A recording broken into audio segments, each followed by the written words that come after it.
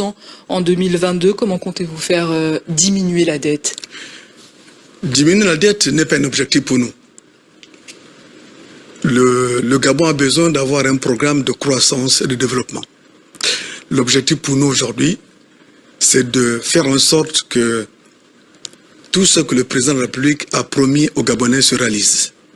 C'est-à-dire rendre aux Gabonais leur dignité, la dignité rendre aux Gabonais sa souveraineté énergétique, sa souveraineté budgétaire, sa souveraineté économique et sa souveraineté alimentaire.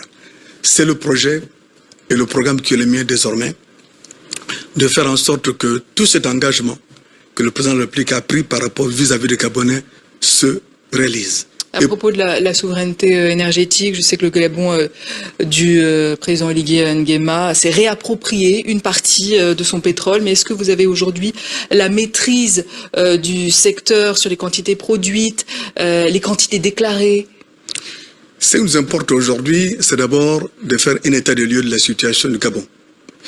Et cet état de lieu nous permet de savoir exactement aujourd'hui quel est notre niveau de recettes et le niveau de dépenses.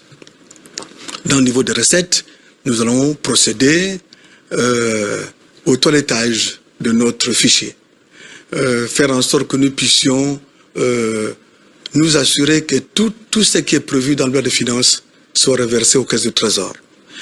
Deuxièmement, regarder au niveau de dépenses, des dépenses dites essentielles, importantes et accessoires. Lorsque tout ce travail sera fait, nous saurons exactement que le niveau d'endettement de notre pays aujourd'hui. Nous avons notre schéma aussi, c'est de faire le rebasage de produits intérieurs bruts du Gabon. Et tous ces éléments, aujourd'hui, en termes de ressources naturelles, vous savez, on dit le Gabon est un pays pétrolier, mais le Gabon n'a pas que le pétrole. Oui. Le Gabon a son sous-sol, les minerais, le Gabon le bois. Nous devons nous assurer aujourd'hui que tous ces éléments sont intégrés dans le calcul de produit intérieur brut de notre pays. Et lorsque nous aurons terminé ce travail-là, avec les organisations financières internationales, nous reprendrons langue pour voir comment structurer tous ces éléments pour que nous puissions arriver à cette croissance tant attendue par les Gabonais. Et faire partie de la diversification économique, comme le dit le président. La transformation de notre économie. Alors à propos, vous parlez de la souveraineté alimentaire, à propos de l'inflation qui reste au-dessus de 4%, avec des ménages qui subissent la flambée des prix de l'alimentation. Quelle solution? Aujourd'hui, le chiffre de l'inflation au Gabon est de 1,5%, c'est pas 4%, madame. Mais tout le monde sait très bien que l'inflation dans notre zone est une inflation importée. Et nous devons donc apporter les solutions adéquates à cette inflation dite importée. Et comme notre ministère est aussi en charge de la vie chère, nous nous proposons aussi de mettre en place des mesures qui permettent de toucher le quotidien des Gabonais. Et comme quoi concrètement? Concrètement, nous allons nous organiser pour que nous puissions avoir des centrales d'achat qui permettront de nous assurer qu'il n'y ait pas d'exagération au niveau des marges des entreprises sur tout ce qui est importé. C'est tout. C'est bien. C'est tout, ça suffit. Ça suffit pour que nous puissions... Pour garantir la souveraineté alimentaire. Non, pour garantir la souveraineté alimentaire, nous avons aujourd'hui un programme au niveau agricole, de faire en sorte que nous puissions consommer ce que nous produisons. Nous sommes dans une situation où le pays produit ce qu'il ne consomme pas. Et désormais, dans la transformation que nous souhaitons, c'est de faire en sorte que le Gabonais puisse consommer ce que nous produisons. Donc nous avons un axe important au niveau agricole.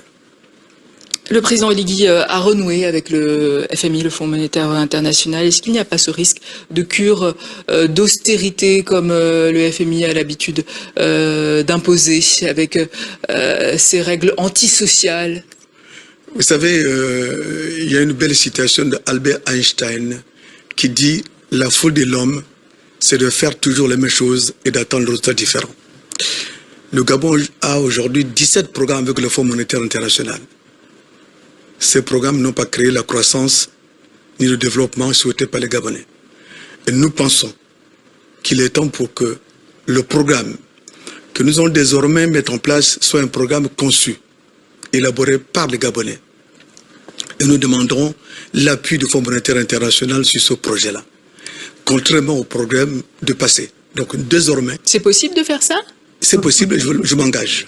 Je m'engage à faire en sorte que le programme que nous allons désormais mettre en place est approprié par les forces vives de notre pays. Et nous lançons dans les prochains jours un forum économique, faire en sorte que la réflexion de nos programmes soit une réflexion interne. Lorsque nous aurons bâti ce programme, nous allons nous tourner maintenant vers les financiers extérieurs. Parce que nous pensons aujourd'hui que le Gabon a beaucoup de niches, beaucoup de choses que nous devrions faire entre nous-mêmes en interne avant de solliciter l'extérieur. Voilà la nouvelle ambition du Gabon nouveau. Et nous voulons écrire une nouvelle page, une nouvelle conception, une nouvelle manière de voir les choses, une nouvelle manière de concevoir notre économie, et nous nous engageons à faire en sorte que la belle histoire du Gabon nouveau soit écrite aujourd'hui. Henri-Claude Oyema, merci. Je rappelle que vous êtes ministre de l'économie, des finances et de la dette. Voilà, donc elle n'a pas lu tout l'intitulé, puisqu'il est aussi chargé de lutter contre la vie chère, des participations, bref, c'est vraiment un long et gros super ministre, Henri-Claude Oyema. Alors, sur ce qu'il dit, il y a beaucoup de contradictions, on va quand même relever quelques-unes. Le Gabon est sous programme avec le Fonds monétaire international, 17 programmes qui n'ont pas marché, qui ont appauvri les Gabonais, ça c'est un fait. Lui, il dit qu'il va initier une réflexion qui va être engagée les prochaines semaines. Cette réflexion devra pondre un document stratégique avec l'ensemble des forces vives gabonais, mais sous supervision du Fonds monétaire international. Une fois qu'on aura fait ce document, on ira chercher de l'argent sur les marchés financiers. Est-ce que pour vous, ça vous semble ça pertinent? Mais écoutez, moi, je suis un peu étonnée que vous n'avez pas souligné un fait en l'écoutant parler. Il s'engage. Qu'est-ce qui lui a donné? C'est lui qui il a parlé en tant que chef d'État. Il s'engage. Vous voyez, on nage dans des méandres qu'on ne comprend pas.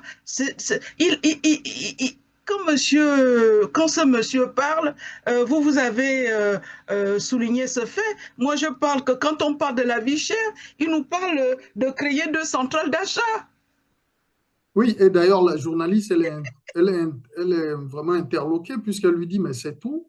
Et il semble dire, bon, pour lui, c'est suffisant, même si après, on va investir dans l'agriculture, etc. Mais dans l'immédiat, là, on fait quoi pour lutter contre la vie chère au Gabon? Pour lui, il faut créer 2 centrales d'achat. Exact.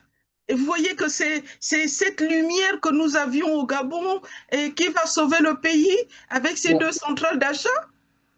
Bon, je pense quand même qu'on est vraiment, je suis très dubitatif sur l'efficacité de ces 2 centrales d'achat pour régler la question de l'inflation au Gabon. Je n'y crois pas du tout. Bon, essayons d'avancer. Il y a aussi un point.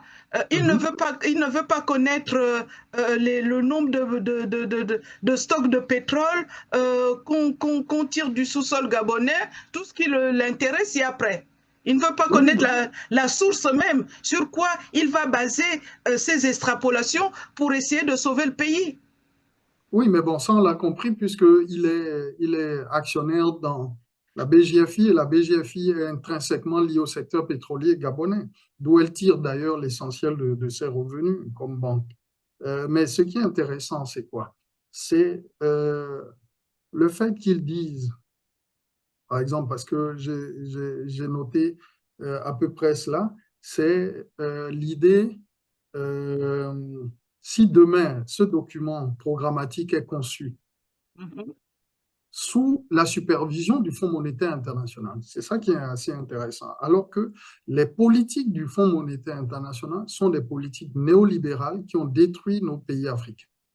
Et voilà ce monsieur qui nous dit, écoutez, le Gabon est sous programme avec le Fonds monétaire, 17 programmes, ça ne marche pas, les Gabonais se sont appauvris, mais nous allons construire un document programmatique et ce document, il sera fait et supervisé par le FMI. Et la question qui se pose derrière, c'est qu'une fois qu'on aura ce document, on ira chercher de l'argent sur les marchés financiers. Mais M. Henri-Claude Ohima est propriétaire d'une banque. Exact. Et c'est sa Donc, banque qui va gérer tout ça.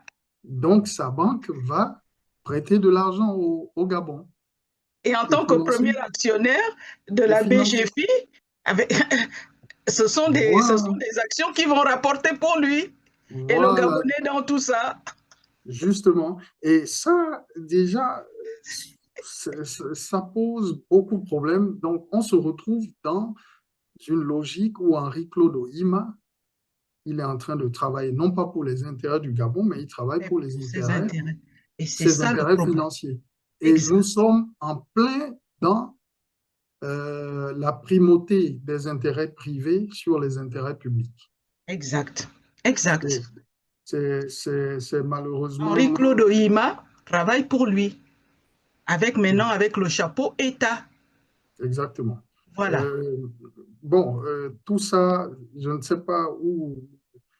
Est-ce que, en termes de perspective, vous nous direz quoi sur toute cette politique économique qu'il a décliné. Et je vais soulever quand même un point qui n'est pas un point subsidiaire, mais qui est un point très important.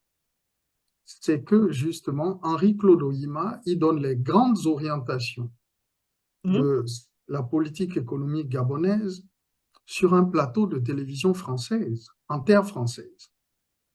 Il ne le fait pas à Libreville. Non. Vous voyez, il aurait pu, par décence, si on avait quand même des dirigeants préoccupés, il aurait pu dire, écoutez, Madame la journaliste, lorsque nous rentrerons à Libreville, nous allons décliner devant le peuple gabonais ce que nous entendons faire et vous serez tenus au courant. Mais là, on est assez surpris de voir que sa toute première interview, il accorde à une télévision française, pas une télévision gabonaise. Parce que ces gens-là, ils sont déconnectés du peuple gabonais. Le peuple gabonais n'est pas le souci premier. On n'est que la Libye. Et ça, il m'a fallu du temps pour le comprendre. Le peuple gabonais n'est que la Libye pour ces gens-là, pour accéder à ce qui est leur but final. C'est pas le peuple gabonais. C'est pour ça qu'ils préfèrent parler à une presse française. Ils préfèrent il préfère décider de quand est-ce qu'il s'en va ou s'il reste, parce qu'ils sont complètement déconnectés du peuple gabonais, de la réalité des Gabonais. Ce n'est pas leur problème. Et quand le fameux papier, les fameux projets seront structurés et qu'il faudrait on finira par aller chercher de l'argent à l'étranger. Mais cet argent-là, il aura les mêmes conséquences que ce qu'on a vu sous Ali Bongo, que ce qu'on a vu sous Omar Bongo, c'est-à-dire avec le plan stratégique Gabon émergent, sur les programmes avec le FMI. L'argent qui est rentré au Gabon a servi à quoi? Regardez la dette gabonaise.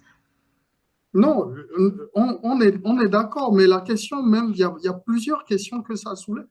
Parce qu'aujourd'hui, on a le sentiment qu'avec tout ce que nous voyons là à l'écran, Henri-Claude Ohima, l'homme le plus riche du Gabon, l'un des hommes les plus puissants du Gabon, mais c'est on a le sentiment véritablement qu'Oliki Nguema ne dirige pas le pays. Est-ce que c'est votre analyse, ça?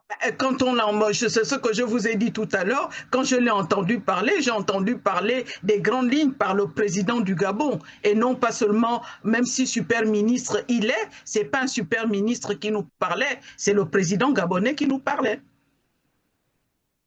Oui, ok. Alors,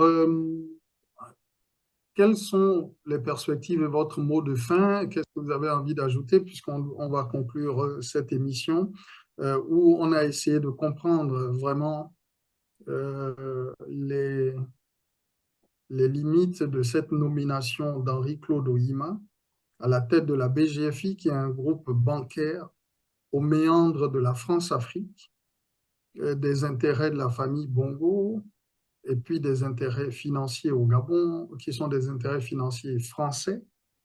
Donc, nous sommes vraiment dans une véritable nébuleuse. On ne sait pas très bien ce qui se passe dans cette banque-là. Et c'est d'ailleurs la seule banque, lorsqu'elle fut lancée, elle a ouvert des succursales un peu partout en Afrique, tellement ils avaient d'argent, ils ne savaient pas quoi en faire. Eh oui, ils sont présents à peu près dans 12 pays, 11 pays à peu près. Et personne, on ne sait pas très bien quelle structure ils financent, on ne voit pas réellement leur participation, leur implication dans des activités économiques. Mais on sait juste que c'est une banque qui coule sous beaucoup de milliards et des milliards de francs CFA. Quelles sont pour vous les perspectives avec ce ministre, ce super ministre à la tête du Gabon et votre mot de fin à l'issue de cette émission où on a questionné sa nomination, ses conflits d'intérêts, mais aussi l'affaire Mbanié. Ben, Monsieur Dossou, je vous remercie pour cette énième invitation. Pour moi, c'est un honneur parce que là, on parle quand même face à toute l'Afrique, pas seulement face au Gabon. Et c'est bien aussi que les deux sujets avaient aussi attrait à l'Afrique, puisque il y a aussi dans beaucoup d'États africains des frontières qui posent problème et qui pourront peut-être un jour aussi finir à la Cour internationale de justice. Et puis on a parlé de la privatisation des biens, presque des biens publics par des hommes par connivence qui se donnent les droits de s'autonomer et de laisser le pauvre, la population toujours dans la même position. Moi, je n'ai pas... si du côté le dossier Bannier, je pense que il faut que les gens négocient, discutent, parce qu'il en va de la paix et on est deux petits pays et que ces deux petits pays sont condamnés à s'entendre. Maintenant, concernant le dossier Henri-Claude Oyima, j'ai des larmes aux yeux. Je suis triste de voir que M. Oligui Nguema s'est présenté à nous le 30 août 2023 comme sauveur, quand le sauveur des 80% des laissés pour compte de la République gabonaise, des gens qui ont souffert avec ce système pendant plus de 56 ans, on remet à leur tête presque le bras armé qui leur servait à capter l'argent du Gabon. On se dit, écoutez, le septennat commence à peine, mais moi, je n'ai pas beaucoup d'espoir et je ne crois pas que la présence de M. Henri-Claude Oyima va changer le quotidien des Gabonais ou va faire autrement que ce qu'on a vécu les 56 années qui viennent de se passer. Ça va même peut-être s'accentuer parce que quand on porte autant de casquettes et qu'on est là pour préserver ses propres intérêts, on ne peut pas défendre deux choses en même temps, comme vous l'avez si bien dit. Donc pour le dossier de M. Henri-Claude Oyima, eh ben, moi je n'ai pas beaucoup d'espoir pour le peuple gabonais. Justement, vous n'avez pas beaucoup d'espoir. On voit donc à l'écran le vice-président du Conseil de gouvernement et également la ministre de la Planification, Madame Mvono. Oui, oui. Madame Elle est très Mvono, peu connue des Gabonais. D'ailleurs, je crois qu'il faudrait qu'il fasse quand même une communication assez importante parce qu'elle me semble être une personne vraiment bien, que nous ne connaissons pas beaucoup. On aimerait mieux connaître cette jeune dame-là qui me paraît vraiment, elle au moins, incarner un certain renouveau. oui, alors ben, justement, ça veut dire qu'on voit donc à l'écran le super ministre Henri-Claude Oyima et surtout Monsieur Barreau Chambrier. Et ça voudra dire que Barreau Chambrier, il n'a aucune autorité réellement sur ce gouvernement. Ben, quand vous entendez depuis qu'on a on a formé le premier gouvernement de la 5e République au Gabon, quand vous entendez parler M. Chambrier et que vous entendez parler M. Henri-Claude Oyima, vous voyez bien qui est devant, qui est derrière. Qui est le véritable patron, quoi. Ben oui. D'accord. OK. C'est effectivement celui qui paye qui commande. Ben, exact. En tout cas, merci. Et la situation au Gabon est vraiment interpelle. Et il faut que le président gabonais puisse prendre ses responsabilités parce que on ne peut pas continuer avec un tel mélange des gens, des conflits d'intérêts à tous les niveaux, avec un super ministre qui, au-dessus, c'est le soleil, voyez-vous? Donc vraiment, ça pose un problème. Et en même temps, il a comme portefeuille aussi la question de la vie chère. Est-ce que l'homme le plus riche du Gabon peut être celui qui peut se préoccuper du ventre des Gabonais? Certains donc qui vivent dans des matitis, c'est-à-dire ces espèces de bidonvilles qui vraiment, quand vous parcourez Libreville, c'est à perte de vue, les matitis. Mais tous les quartiers de Libreville, que vous prenez les Kingélé, les Zengayon, les PK, tout ça, ce sont des zones où si vous avez un incendie, le camion des sapeurs-pompiers ne peut pas entrer. Si vous êtes malade, il n'y a pas un médecin qui peut venir vous voir directement. Il n'y a pas d'accès à la route, il n'y a pas accès aux services de base, il n'y a rien dedans, c'est la jungle.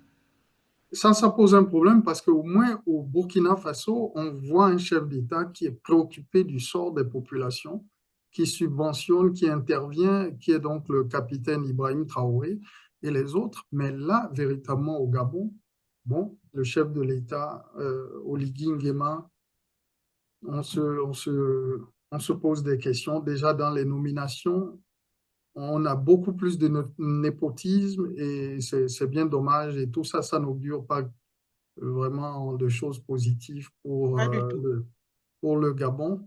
Et